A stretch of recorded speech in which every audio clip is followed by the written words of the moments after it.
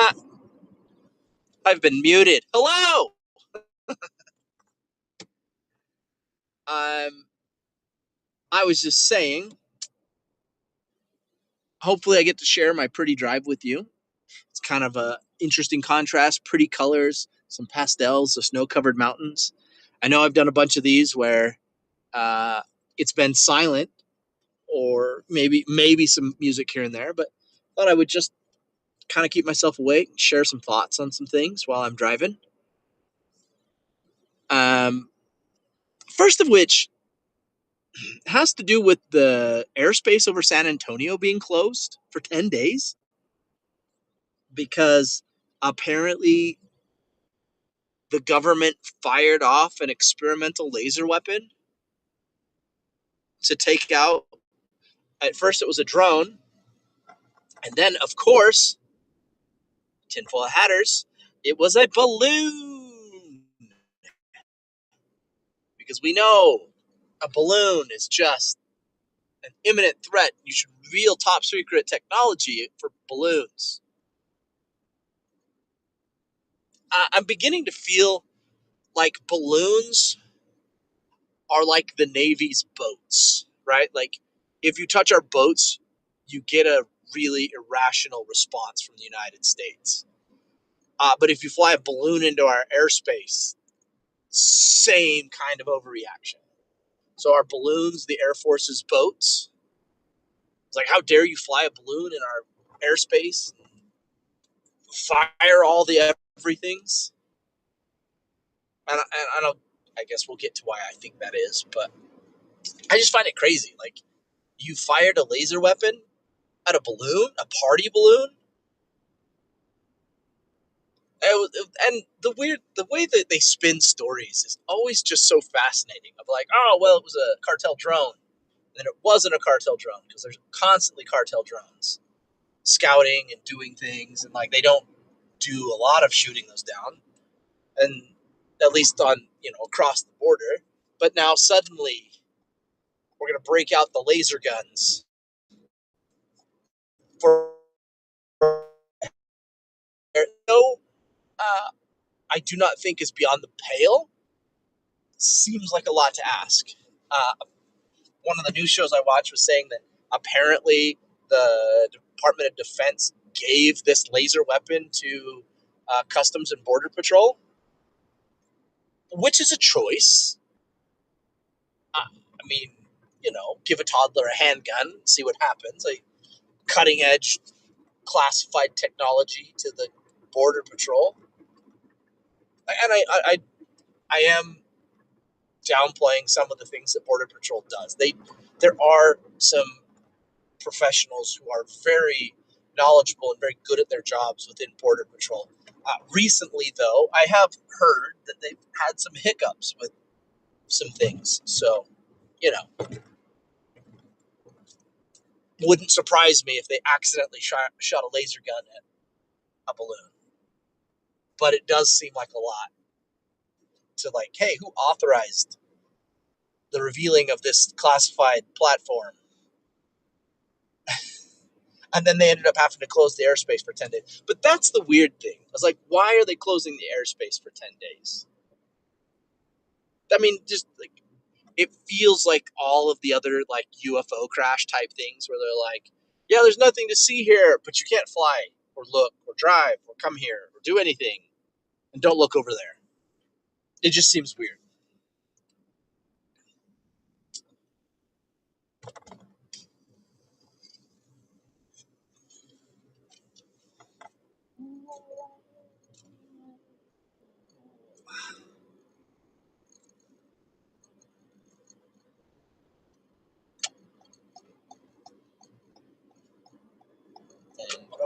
Look at those. I have some pretty colors in the clouds. I like the way the clouds are pouring down off the mountains, and you can see the sun coming through. And then off to the left there, the kind of pastel-y yellows and blues. And man, if you look at the sky, it is beautiful a lot of the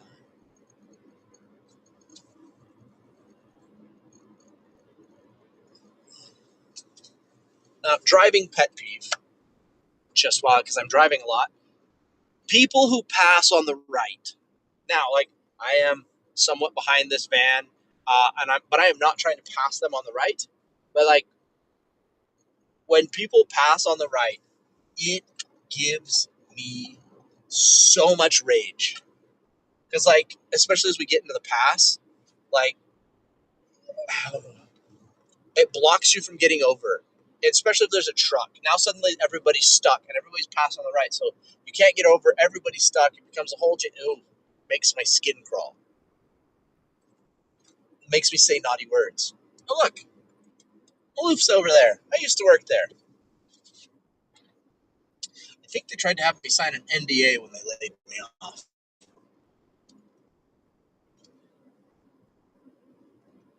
If anybody else has ever worked at Maloof, love to hear your thoughts on it.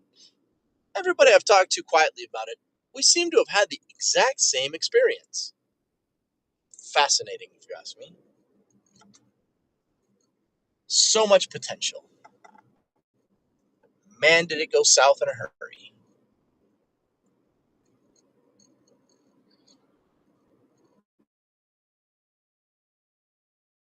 Allegedly, according to source says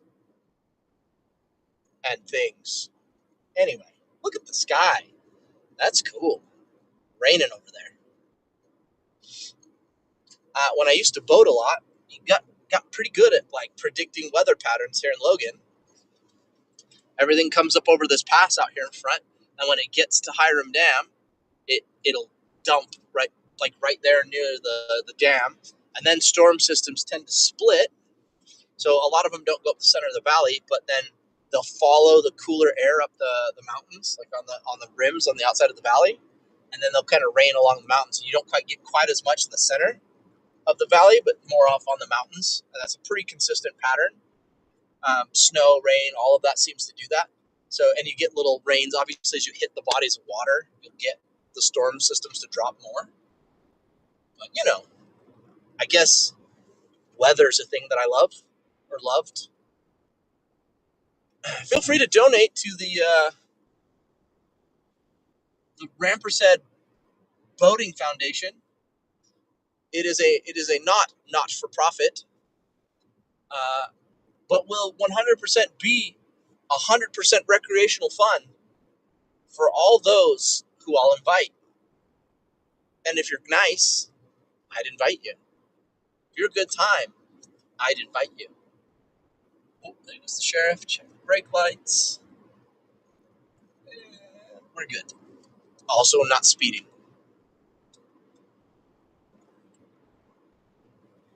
Of course, the cars in front of me are not speeding. Anyway,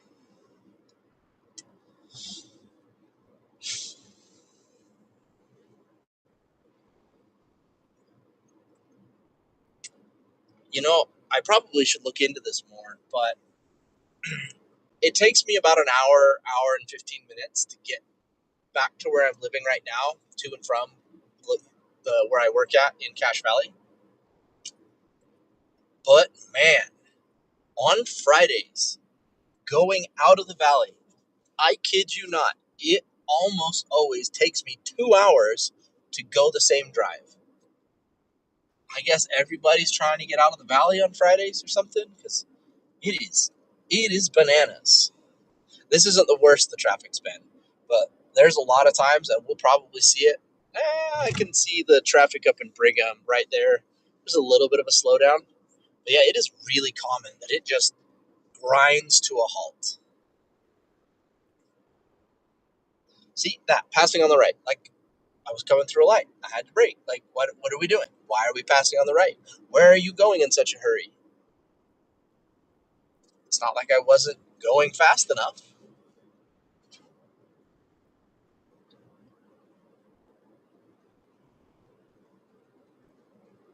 Oh, you guys get to experience my road rage, I guess. Just kidding. I don't have road rage. But I do have strong thoughts and opinions about the way people drive.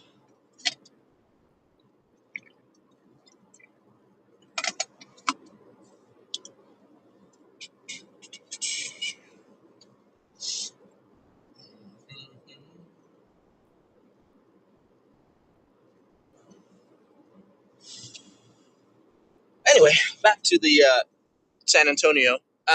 Yeah, just wild. Which that reminds me, I was sharing this with some of the students and some others that I work with. So back in like, what was it, 2022, 2021, there was the whole Chinese balloon saga with the spy balloon, and everybody freaked out. It was a whole thing. Um, there were 3 shoot downs of balloons, apparently, um, over a 3-day period. I think in like February. Like it was like one day, the next day, the next day. One was over Alaska, one's over like Lake Huron, and then one's or no, sorry, one's over Alaska, one's over Canada, and then one's over like one of the Great Lakes, like Lake Huron or something. And they're like, oh, they were never able to find the debris or something, and just weird. But so they say everyone's like, oh, they were balloons. But I kind of looked a little closer into this, and I would love for certain military members, Air Force, pilots, anybody who's had some experience to like correct me. But here's my perception of the situation. And from reading what happened, the recaps that I can find, the whole shebang. So, seriously, there we go. Once again, Texas driver, pass on the right, because I didn't even get a chance to get over. I'm not going slow.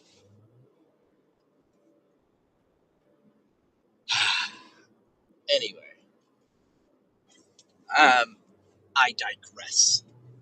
So the first shoot down happens in over Alaskan airspace, like up on the northern border of Alaska, like way up there. So apparently something gets detected and an F-16 gets scrambled to check it out. F-16 gets nearby, and as I understand it, after reading a whole bunch of reports, because it suddenly, like, this F-16 fires a missile on what the subject was.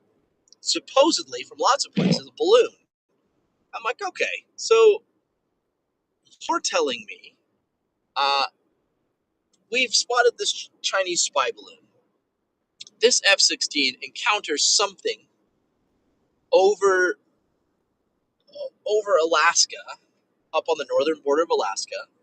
And what I understood from like reading a whole bunch of reports and like trying to find some mill blogger type stuff and some other things, well, the reason that the fighter fired on whatever this was is whatever this was interfered, quote unquote, interfered with the F-16 systems. Basically, it seems like it jammed or something happened that interfered with the F-16 systems, and so it responded by firing, I think it said a Sidewinder missile, the AIM-9 or whatever it is, at this balloon. Now, I have questions. I've met lots of people in the military. They have to seem to be very accountable for the, every shell casing, everything, right? And so I find it insane that an F-16 pilot just got spooked by a balloon and fires, a $250,000 missile at a balloon. And we don't hear about a court martial or a reprimand or anything. They're just like, oh, yeah, it happened. End of story. Like, just leave it alone. Balloon. Like, wait. If a police officer took out his duty weapon and shot a balloon in the city limits, that would be a problem. If a police officer fired at a drone at a party, there would be like a lot of paperwork and explaining that would have to be done to say, like, hey, why did you do that? Why did you feel threatened? And somebody would be held accountable. And then, like, because you discharged your service weapon, there would be a review and you might be placed on like leave. Just a whole fascinating thing. So this fighter pilot fires at this thing up in Alaska, and we don't say anything about it. It's just whatever. But more perplexing to me is what happens the next day. So the next day, a Canadian observation plane is doing something. I don't know, looking at trees or whatever they do in that part of Canada. And it sends out some sort of distress call about something in Canadian airspace. Okay? So the Canadians called it in.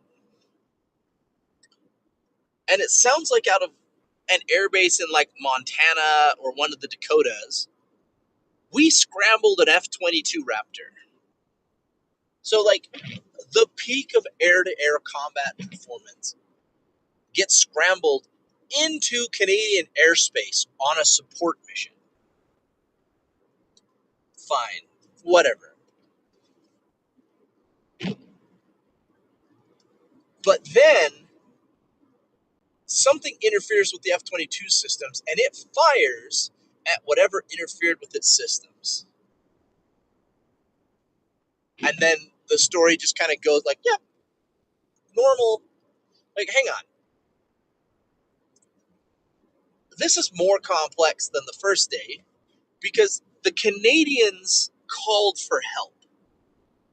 And we sent our most advanced fighter into another country's airspace.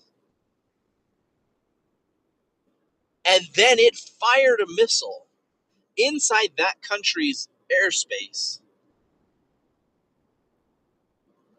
at a balloon and a quote unquote weather balloon. And we're just supposed to say, oh, yeah, the Canadians weren't pissed about it. Nobody got in trouble on Canada's side for calling out for help from a spy plane on a balloon. Woo.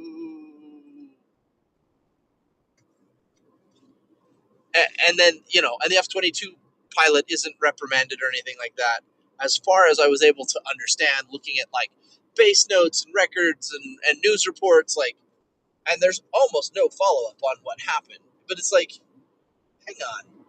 So we sent a fighter with live missiles, ammunition, into friendly's airspace and shot at something, and nobody has a problem with that. That's where we are. No issue. We're like, yeah, that's fine. That makes sense. It totally makes sense that you would do that. And then the next day, same thing happens. F-16 scrambled up over Lake Huron. Same sequence of events. Something interferes with their systems. They shoot it down. Then a few days later, they shoot down the Chinese spy balloon, and it's all chalked up to that these were spy balloons. Like, but we shot down balloons over our airspace and Canada's airspace, and we can't find the wreckage. They found the wreckage of the last one they shot, the fourth one, that was the known Chinese spy balloon. But we can't find the other wreckage. I understand that you're telling me that it's raining, but I'm having a hard time believing that it's raining when the evidence seems to point out that it's not.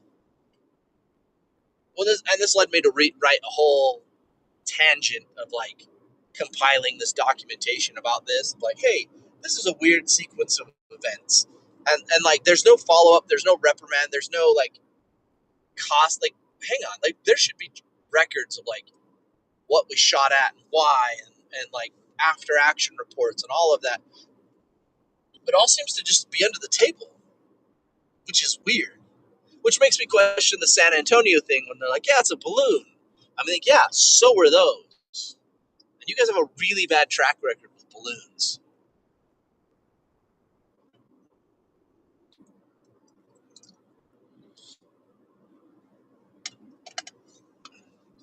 Man away. I used to feel like this would be a great place to live.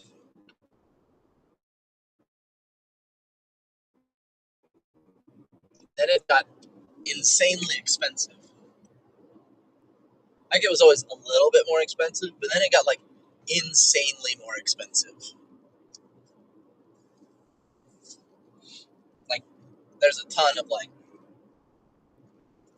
$1 million houses here, which I have beef with because I don't think they're $1 million houses. Like, and I judge your house off your kitchen. Like, if you're telling me it's $1 million house, woo, what a,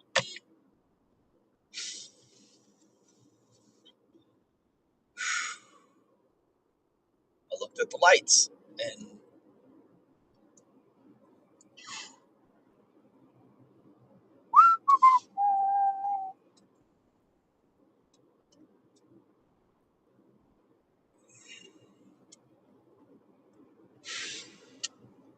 I guess I should have been paying better attention. But oh my gosh,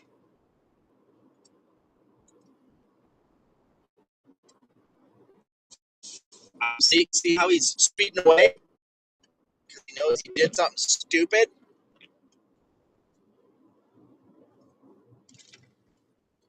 Ah, we're all blurry. We're all blurry. Come on, there we go.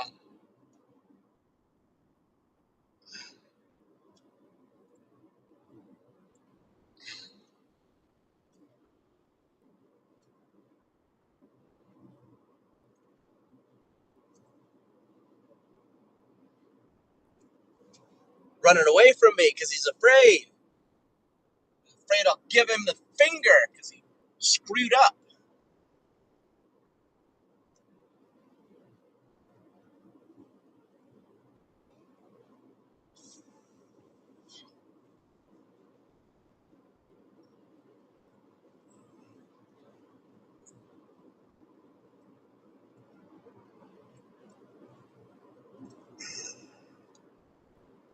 Look at those colors. The colors, man. The colors.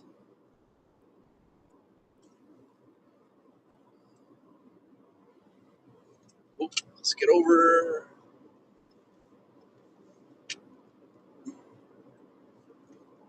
As grumpy as I am, I'm not trying to run him down because that's a poor decision.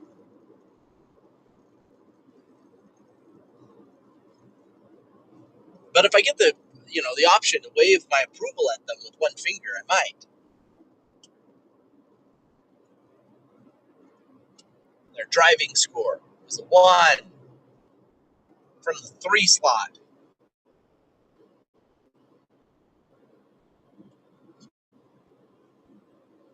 Brake check.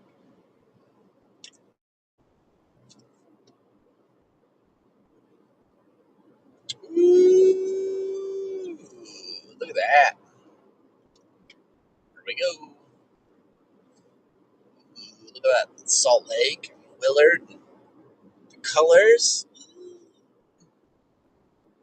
sunset. Beautiful. Anyway, so yeah, 3 shoot downs, laser system. Seems like a lot. Seems like you're asking me to believe a lot of things that I would have gotten in wild amounts of trouble for doing, right? Like yeah, it's no big deal, $1.5 million in missiles on balloons and the revealing of a classified weapon system just on a balloon. Like, come on. Okay, I guess the Air Force just really hates balloons. Like, are they really afraid of balloons? Like, what are we doing? Maybe I should drive up the hill and go to the front gate and ask, like, hey, are you guys afraid of balloons? Is that like an inherent like Air Force thing? They sit in chairs and they're afraid of balloons and loud noises. Are are pilots not actually what we think? Are they just, instead of like, Marines who like crayons, the Air Force just really likes to count or something. They're afraid of loud noises.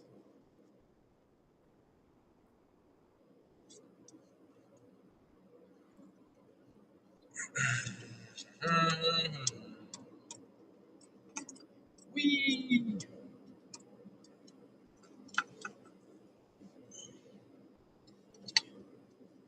Anyway, yeah. So there's morning, evening thoughts. I'm sure I'll do more coming up, but I'll let that go for a minute.